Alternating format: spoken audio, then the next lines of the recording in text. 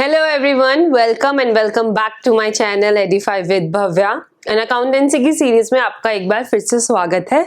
हम chapter number 1 fundamentals कर रहे थे, जिसमें आप बहुत सारे टॉपिक्स करके आ चुके हैं। एक न्यू अकाउंट जो बनना होता है, पीएनएल अप्रोप्रिएशन अकाउंट, उसको कैसे बनाना है, टाइप्स ऑफ कैपिटल्स कौन कौन सी है, fix capital method, fluctuating capital method, और हमने मैनेजर्स कमीशन, पार्टनर्स कमीशन और कुछ कुछ चेंजेस वाले प्रॉफिट से रिलेटेड टॉपिक्स के हमने बहुत सारे इलस्ट्रेशंस एंड क्वेश्चंस अब तक कर लिए हैं। अब हम बिल्कुल एक नया फ्रेश टॉपिक कर रहे हैं, इंटरेस्ट ऑन ड्राइंग्स की कैलकुलेशन को लेके। इससे पहले मैंने आपको बताया था कि इंटरेस्ट ऑन ड्राइंग्स में ड्राइंग्स का ये जब मेंशन नहीं होता कि वो ड्राइंग्स कब करी है, कौन से टाइम पे करी है, कौन सी डेट को करी है, तब हम एक एवरेज टाइम लेके चलते हैं, दैट इज 6/12। एंड अभी तक आपने इंटरेस्ट ऑन ड्राइंग्स की कैलकुलेशन में यही करा है, ड्राइंग्स का amount multiply rate and time के लिए हम क्या कर देते थे 6/12, बिकॉज वी डोंट नो कि पार्टनर्स ने कब ये ड्राइंग्स करी थी। अगर हमें पता चल जाएगा तो हम वहीं से टाइम कैलकुलेट कर लेंगे। जैसे 1 मई को करी है सपोज, तो 1 मई के बाद 31 मार्च से कितने मंथ बचते हैं, 11 मंथ, तो हम यहाँ पे 11/12 करते हैं। लेकिन अब हमें पता ही नहीं था कि वो ड्राइंग्स कब करी है, बस ये मेंशन है drawings of the partners during the year. जब भी ड्यूरिंग द ईयर आता है तब हम 6/12 कर लेते हैं। लेकिन अब हमें पता लगने वाला है कि पार्टनर्स ने ड्राइंग्स कौन कौन सी डेट को करी है। तो उससे रिलेटेड 2 मेथड्स आप सीखेंगे, एक तो simple method and second product method. तो इनके बीच में एक्चुअल में डिफरेंस क्या है एंड कैलकुलेशन कैसे करनी है, बस वही बहुत ईजी है कॉन्सेप्ट। इसके बाद हम ड्राइंग्स, इंटरेस्ट इन ड्राइंग्स को लेके जो और बड़े बड़े टॉपिक्स हैं उन पे जाएंगे। तो हम जो न्यू बुक है फॉर 2025 एग्जामिनेशन, उसका इलस्ट्रेशन नंबर 24 है, पेज 1.44 पर, एंड लास्ट एडिशन वाली में इलस्ट्रेशन नंबर 21 है, पेज 1.45 पर। ठीक है, तो इलस्ट्रेशन सेम है, इलस्ट्रेशन में कोई चेंजेस नहीं है अमाउंट वगैरह में। तो सेम इलस्ट्रेशन मैं आपको बता देती हूँ कैसे कैसे करना है।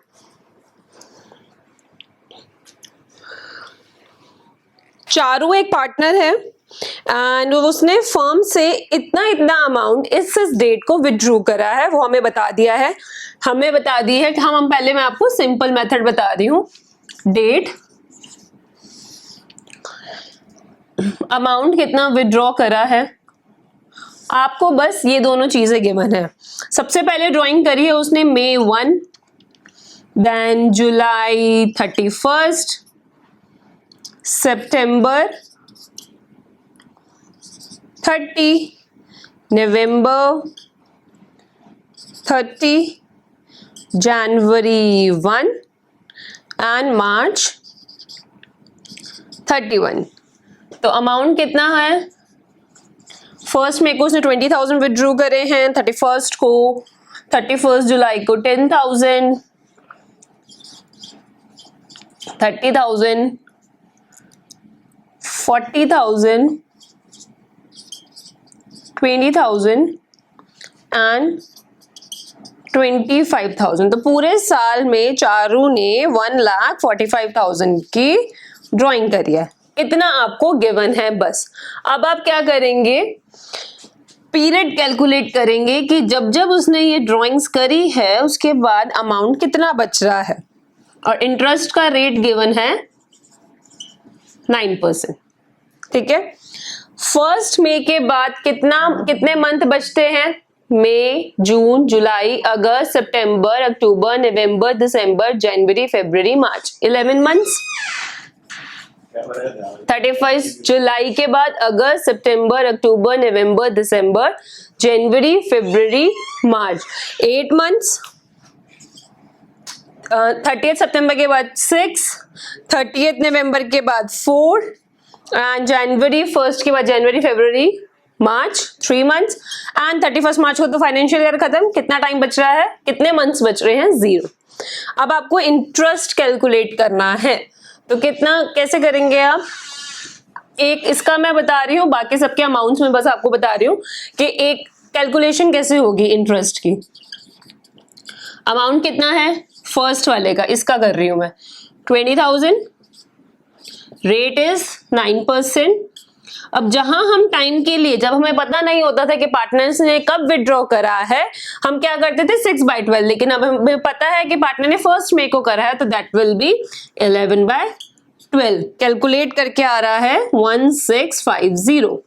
तो इसका कैलकुलेट करके 1650, इसमें क्या चेंजेस हो जाएंगे, 10,000, मंथ कितने हो जाएंगे, और रेट सेम ही रहेगा, मंथ कितने हो जाएंगे 8, फिर कैलकुलेट करके कितना आ रहा है 600।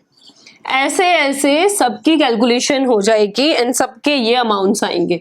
इसका इंटरेस्ट रेट 1350, 1200, 450। एंड अब इसका देखें तो इसने यहाँ पे कितने निकाले हैं 31 मार्च को 25,000, रेट भी हमने लिख दिया, लेकिन उसके बाद टाइम पीरियड कितना बच रहा है 0, तो इसका तो इंटरेस्ट इस टाइम का 0 ही आ गया। ठीक है, तो इसमें टोटल इसने पूरे साल का इंटरेस्ट फर्म को पे करना है 5250। अब प्रोडक्ट मेथड में क्या चेंज आ रहा है मैं वो आपको बताती हूं।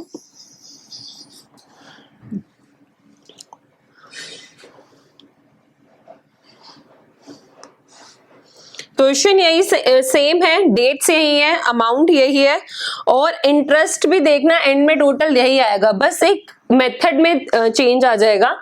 वही डेट सेम है, अमाउंट सेम है, पीरियड सेम है, लेकिन प्रोडक्ट मेथड है, तो आपको इसमें प्रोडक्ट निकालना पड़ेगा। ठीक है, मई 1, जुलाई 31, September 30, November 30, January 1 and March 31st। Amount 20,000, 10,000, 30, 40। Time period की कैलकुलेशन में यही रहेगा 8, 6, 4, 3, 0। अब आपको प्रोडक्ट करना है, मतलब इसको और इसको आपस में मल्टीप्लाई करना है। तो इसके आपका अमाउंट आ गया 2,20,000, इसका 80,000, एंड यहाँ पे 1,80,000। बस इसको और इसको आपस में हम मल्टीप्लाई कर रहे हैं। प्रोडक्ट का मतलब multiplication 40,000 multiply by 4 1,60,000, 20,000 multiply by 3 60,000, 25,000 multiply 0 0। तो टोटल प्रोडक्ट का आ रहा है आपका 7 लाख। अब इसमें आपके इंटरेस्ट की कैलकुलेशन कैसे होगी, जो प्रोडक्ट का टोटल अमाउंट आ रहा है वो यहाँ पे आ गया 7 लाख, रेट आपका 9% ही है। अब यहाँ पे जब आप ऑलरेडी सबसे मल्टीप्लाई कर चुके हो, यहाँ पे आप देख रहे थे ना हम चेंज करते जा रहे थे 11, 8, 6, 4, 3 और अमाउंट यही रहता था, तो यही तो सेम बात हो रही है, ये मल्टीप्लिकेशन आप ऑलरेडी कर चुके हो ना, तो यहाँ पे अब आपको करना है 1/12। बस ये चेंज आ जाता है आपके प्रोडक्ट मेथड में एंड कैलकुलेट करके आपका अमाउंट यही आएगा जो यहाँ पे इंडिविजुअल कैलकुलेशन करने पे आ रहा था। तो ये था सिंपल मेथड और product method interest on drawings को कैलकुलेट करने का। अब नेक्स्ट आपका टॉपिक होता है मंथ्स और क्वार्टर्स को लेके। मंथ आपको पता है कि टोटल 12 मंथ्स होते हैं, क्वार्टर्स कितने होते हैं टोटल 4 एक फाइनेंशियल ईयर में। अब जब बोल दे कि मंथ्स में ऐसे ऐसे वो कर रहा है, डेट मेंशन मतलब वही डेट ही मेंशन हो गई एक तरीके से कि एक मंथ में एक पार्टनर मिडल ऑफ मंथ निकाल रहा है, एक बिगिनिंग ऑफ मंथ निकाल रहा है, एक एंड ऑफ मंथ निकाल रहा है। तब हमें यहाँ पे जो टाइम है उसके लिए क्या लिखना है, क्वार्टर्स में बिगिनिंग ऑफ क्वार्टर निकाल रहा है, एंड ऑफ क्वार्टर निकाल रहा है, मिडिल ऑफ क्वार्टर निकाल रहा है, तब कैसे कैसे टाइम पीरियड करना है मैं आपको बस वो बता रही हूँ। उसके बाद आपका सारा क्वेश्चंस कम से कम 20 क्वेश्चंस आराम से हो जाएंगे। तो चलो मंथ्स और क्वार्टर्स के टॉपिक पे चलते हैं। तो अब हम उस टॉपिक को करते हैं जिसमें मंथ्स को लेके बताया हो। सिंपल और प्रोडक्ट मेथड बहुत इजी था, उसमें इंडिविजुअली डेट्स दे रखी थी। अब क्या मेंशन है मंथ्स में कि पार्टनर जो है beginning of every month drawings कर रहा है या end of every month drawings कर रहा है या फिर middle of every month drawings करना है, तब हम टाइम पीरियड की कैसी कैलकुलेशन करेंगे। और इससे आपके और अदर क्वेश्चंस में भी हेल्प होगी, जो आप ऐसे बोलेंगे बिगिनिंग ऑफ हाफ ईयरली कर रहा है, एंड ऑफ हाफ ईयरली कर रहा है, तो फर्स्ट ड्राइंग कब है, लास्ट ड्राइंग कब है, उसकी डेट से आपको बहुत इजी पड़ेगा टाइम की कैलकुलेशन करने के लिए। ये 1 मार्कर्स में बहुत हेल्पफुल रहता है।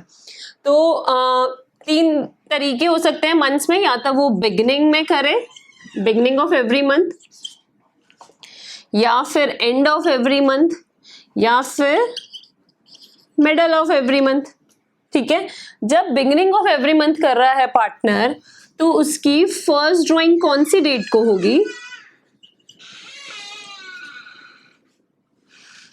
फाइनेंशियल ईयर कब स्टार्ट होता है? अप्रैल से लेके मार्च तक, तो उसकी फर्स्ट ड्राइंग का टाइम क्या होगा? 1 अप्रैल।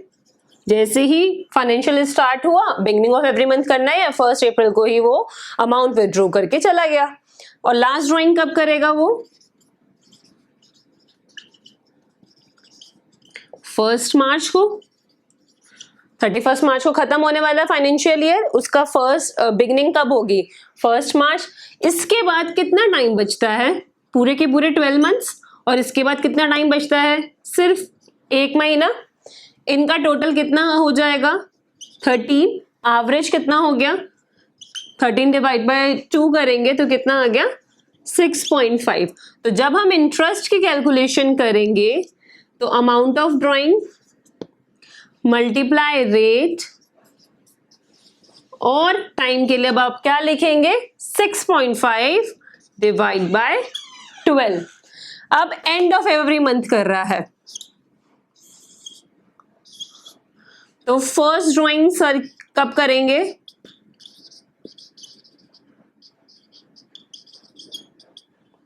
और लास्ट ड्राइंग कब करेंगे?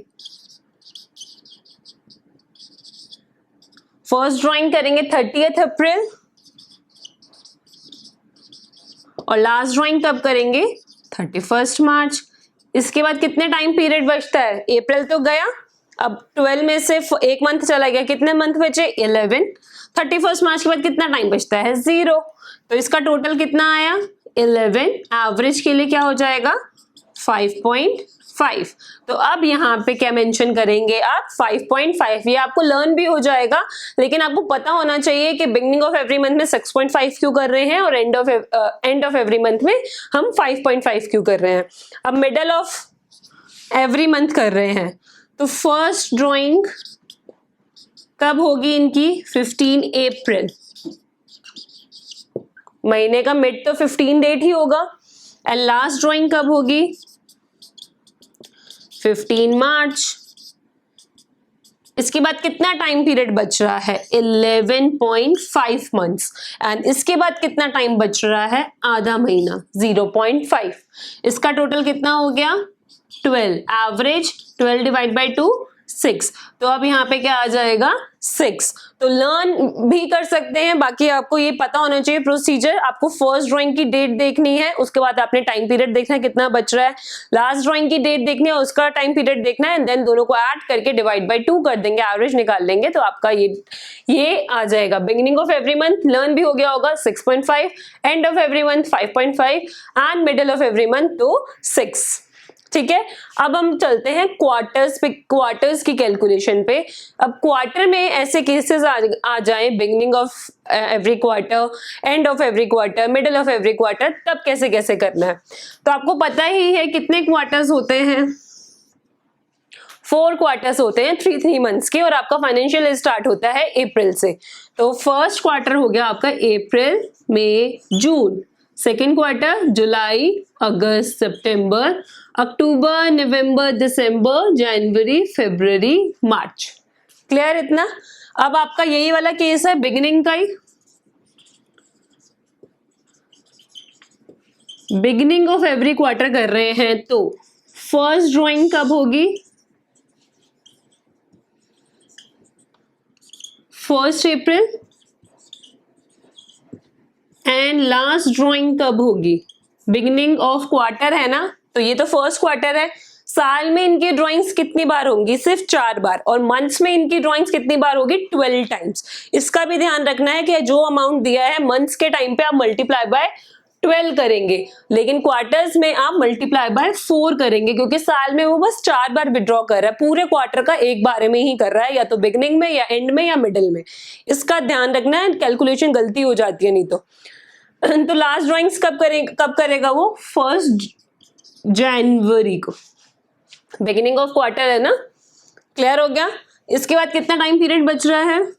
पूरे के पूरे 12 मंथ्स। इसके बाद 3 मंथ्स पूरे रह रहे हैं ना 1 जनवरी के बाद, तो देन 15 एंड एवरेज कितना हो जाएगा? 7.5। Next end of every quarter है, तो फर्स्ट ड्राइंग कब होगी?